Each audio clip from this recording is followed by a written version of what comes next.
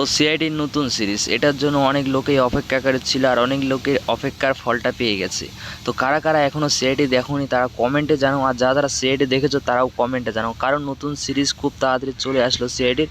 আমি বলেছি 2025-এ আসবে, 2025-এ সেই সিআইডি চলে আসলো, আমরা সবাই দেখতে পেরেছি।